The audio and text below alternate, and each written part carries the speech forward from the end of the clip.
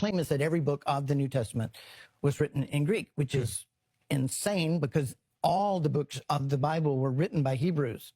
All the books of the Bible were written by Hebrews, including the New Testament.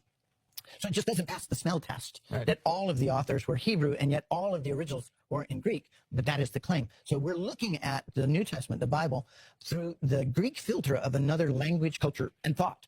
Roman Jews was to essentially steal the history of the real Messianic movement. So it's going to take on Greek elements, and there's a lot of these. We'll get into them one by one, but it matters. And the reason we know is that it was not all written in Greek. The church fathers said so. There are 75 historical attestations that the Gospels were originally written in Hebrew. At least Matthew was originally written in Hebrew. So how come we don't learn about this in like seminary and places like this, or even just in regular school We are history? descendants of the Greek church. And the Greek church, Greek primacy of the Bible is an article of faith, right? So you have to, not only are there 75 historical attestations from the fathers, the founding fathers of the what we call the Christian church now, but there was no one who said it did not exist. No one said it did not exist. And among those 75 attestations, there are more than 80 quotations directly from the Hebrew Gospels. All right, so we're supposed to say, well, the modern view of it, and remember, the modern view is 2,000 years old. Now it's about almost 2,000 years later. Now they're saying, well, there never really was a Hebrew Gospel. That was just mentioned by Papias, and everybody, kept saying the same thing instead of uprooting the error. But that's not true. It's not true that all of the early church fathers were either frauds or fools by mentioning the Hebrew Gospels.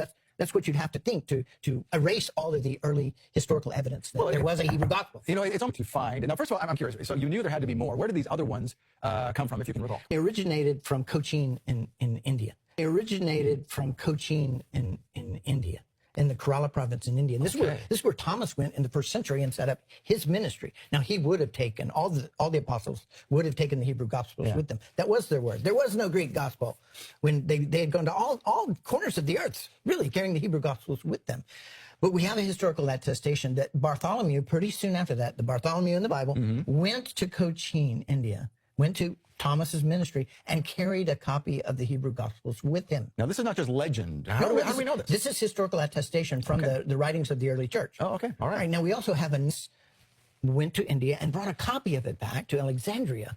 A copy of Hebrew Gospels back to Alexandria, where Origen used it in writing his famous Hexapla, which was the comparison of the extant Hebrew versions of the Bible, including the New Testament, a comparison of them with the extant Greek versions of the Bible. Now, the Roman Church didn't like Origen very much, so all of his research, the Hexapla, we have fragments of it, but it's pretty much disappeared. I don't know if that's on purpose or not.